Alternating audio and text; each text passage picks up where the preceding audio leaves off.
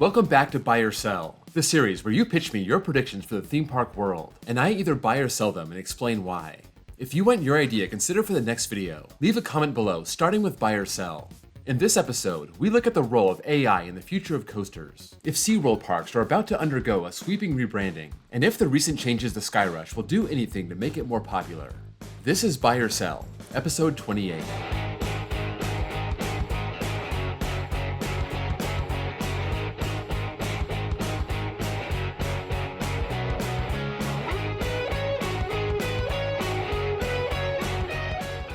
Let's start with Snow Ghost Films. AI will be used significantly more in ride design over the next few years. AI is something that's coming on fast and evolving even faster. It's hard to imagine how much it's going to affect everyday life. But when it comes to AI and coaster design, I'm buying it.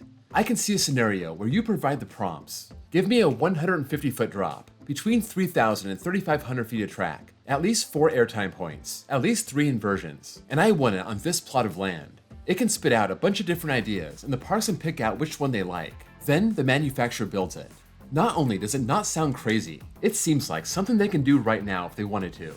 Wysowski sings, if Twin Mill Racer is successful, more parks will invest in chance rides over the next decade. After Lightning Run was built in 2014, everyone raved about it, but we didn't see another Chance Hyper GTX for a long time. Finally, we heard we're getting one here in Arizona, Hot Wheels Twin Mill Racer at Mattel Adventure Park. This would be a lot different. It wouldn't just be a mini hyper. It would have a launch, it would have inversions, and for that reason, I'm buying it. It may not even be a better ride than Lightning Run, but it's all about marketability. It's hard to sell a 100-foot mini hyper with no inversions. It's much easier to market a launch coaster that goes upside down a few times. Once this coaster opens and is successful, I bet we see a few more very soon. Adam Ritchie 86. Within 10 years, Disney California gets a third park. Disney hasn't exactly been doing very well. California is an expensive place to expand, and they don't exactly have a lot of room to expand even if they wanted to. But in 2021, they introduced their Disneyland Forward project, a 10-year plan to invest $1.9 to $2.5 billion in their Anaheim property, trying to rezone a lot of their existing land. And just last month, they got the first approval to move forward. This doesn't necessarily include plans for a new park, but it's possible. Still, I'm selling it. If you look at how much Galaxy's Edge cost, or how much Cars Land cost, that ran over $1 billion each. Granted, that $2.5 billion number is probably going to expand. They did mention a $60 billion investment across all their parks over the next decade, but between their lack of space and financial problems, I'm betting they expand their current parks and don't open a brand new gate. Outpost 5 expirations. Kings Island uses Outpost 5 as a station for their next coaster. Outpost 5 is the old Son of Beast station, located right in front of the Bat and Banshee. You pass right by it when you're walking to the Bat, and I'm buying the idea that this will be the station for the next coaster on this plot of land. Will they use this plot of land for their next coaster? I don't know. I always assumed it would be the Vortex plot, but if they wanted to go another direction, this is definitely plan B. They could reuse the station, have the track go between the Bat and Banshee's turnaround, and use all that old Son of Beast land for their new coaster. This is especially likely if they're going to reboot Son of Beast, whether it be an RMC hybrid or another monster coaster from another manufacturer. Parks love to reuse stations, and this one's sitting right there, right in front of a massive plot of land. It's a no-brainer. Solomon 44. A major B&M will be removed in the next 5 to 10 years. This question has come up before, and I think it's pretty clear that one of the old coasters is going to bite the dust. California's Great America has 2 small B&Ms over 30 years old. When that park closes, I think they're both gone. I also don't think Vortex at Carowinds is going to last much longer, but those aren't major B&Ms. There are 2 that are making me buy this. Kumba at Busch Gardens Tampa and Rougarou at Cedar Point. We know that B&Ms need to be retracked over time. Incredible Hulk did it after 16 years. Nemesis did it after 29 years. So these parks just have to decide if it's worth the trouble. Kumba is in the back of the park. It doesn't get much of a line. They probably want to use that land and money to build something they can market better than a Kumba retrack. Rougarou just got flowless trains back in 2015, but it's still one of the least popular coasters at Cedar Point. And in 10 years, it'll almost be 20 years since it became flowless. And that plot of land could be used for something much better. Maybe a Gerstlauer Infinity. I'm not confident in this, but I think one of those 2 coasters could be gone in 10 years. Coaster Squabble. After Skyrush reopens with new trains, people will still continue to avoid it due to the intensity. Skyrush opened in 2012, and it didn't go exactly as planned for Hersheypark. Everyone always says that parks don't build coasters for enthusiasts. They build coasters for the masses. Skyrush was the exception. This Intamin has a compact layout with strong airtime hills, and until this year, it had bizarre lap bars that destroy your legs. Because of that, this never had the popularity it should have had.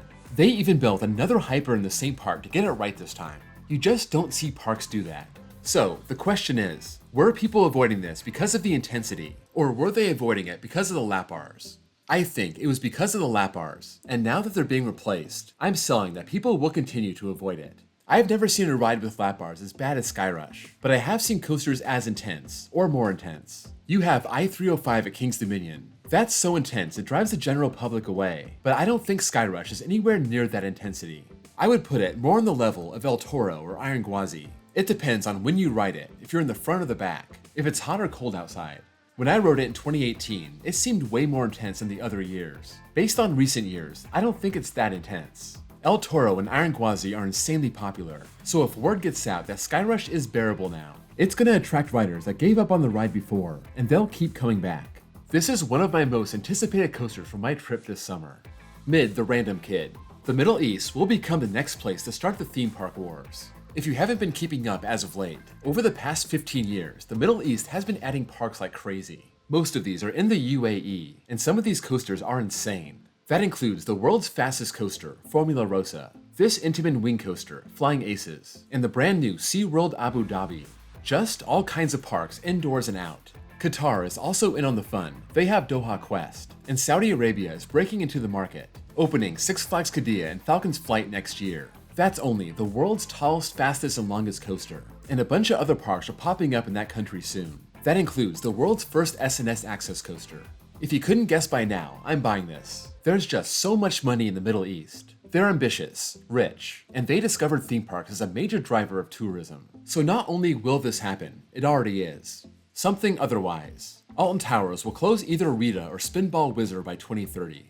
These were added in back-to-back years. Spinball Whizzer is a Mara spinner from 2004, and Rita is an Intamin accelerator from 2005. Mara spinners may be low capacity, but they're a small footprint and they're fun family coasters. We've seen some of these be relocated, but hardly any have been removed. Rita is a coaster I've never ridden, but at the same time I've never understood. It has a hydraulic launch, 0 to 61 in 2.5 seconds, so it's not exactly fast. That being said, it's faster than Matugani, and that had some punch behind it, so maybe it's good. This can't rise above the tree line. It doesn't have any inversions. It just twists around for 2,100 feet in the right ends. Oh, and it's got over-the-shoulder restraints. I always thought it seemed kinda pointless. Given the problems some of these hydraulic launch coasters are having, I could see Alton Towers get fed up with it and scrap it. I'm buying this. They could replace the launch with LSMs, or after 20 or 25 years, they might say it's time for something new, something more modern. Planet Parks. When it comes to roller coasters, Europe has a brighter future than the USA. This is a tough one, so let's look at the cold hard numbers. Europe and the US are about the same in size. You can see on this overlay there isn't a big significant difference, so it seems like it's fair to compare them. However, there are 412 operating parks in the US that have or had a coaster. Compare that to Europe, there's 950. Keeping that in mind, here's the breakdown over the last 4 years. It's pretty much as you would expect. Europe has double the parks, and they had just about double the coasters every year. The same mostly holds true when it comes to extreme coasters, the one exception being 9 coming to America in 2022 against 3 in Europe. 2024 is weird because even though the number of extreme coasters isn't much different, America isn't getting that one elite coaster. Europe definitely has the upper hand this year. I'm gonna buy this just because there's so many options across Europe, and they'll probably continue to outpace America. That's not to speak about the quality of the rides, but they both seem to be building elite ones on a regular basis. Coaster Fair. All SeaWorld parks get new names in the next 10 years. SeaWorld was just rebranded as United Parks and Resorts, and that's where this question's coming from. Their official explanation is, they wanted a name that better reflects the diverse collection of brands and experiences. To me, this makes sense. This isn't a name change to run away from the SeaWorld brand. They were under a dark cloud after the Blackfish documentary, but I think enough time has passed, and if they were just trying to get away from that brand, they would have done it a long time ago. They have become a lot more diverse, a big part of that having to do with the Blackfish fallout. And it's true, they're not just SeaWorld anymore. In addition to all the new rides they've been adding to their parks, they also represent Busch Gardens, Sesame Place, Water Country USA, Adventure Island, Aquatica. The SeaWorld umbrella name just doesn't fit anymore. I'm selling any renaming of the parks. Like I said, if they were going to rename anything, it would have been done a long time ago. most of the furor is past, the parks have been performing very well. SeaWorld has made changes to their practices and put in place changes for the future. I wouldn't read too much into this corporate name change.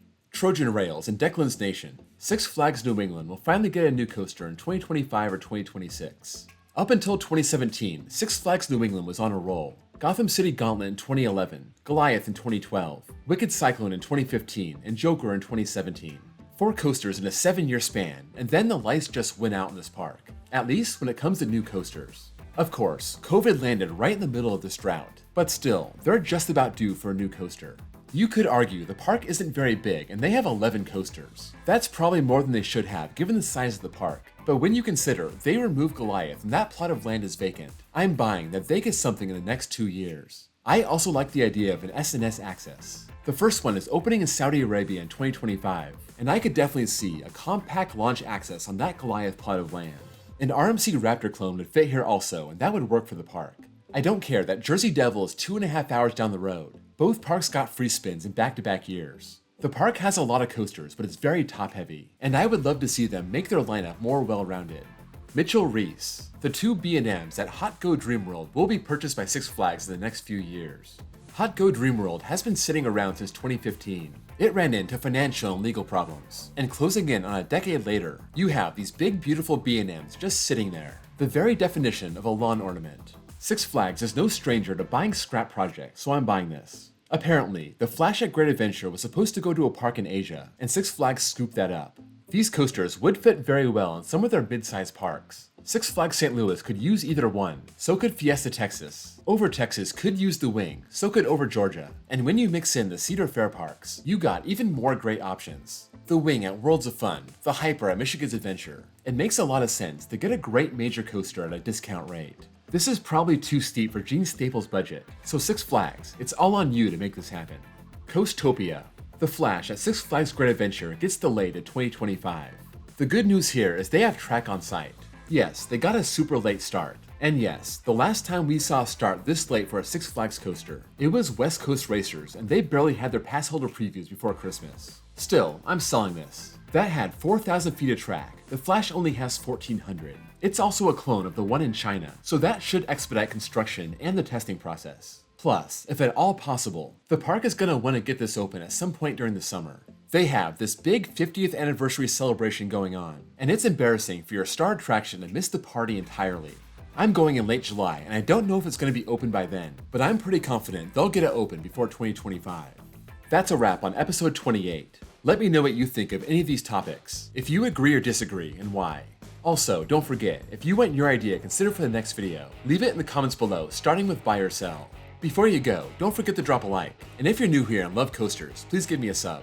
I have a playlist with all the buy or sell episodes. Also, check out my second channel where I post copyright-free off-ride footage, and my baseball channel if you also happen to love baseball.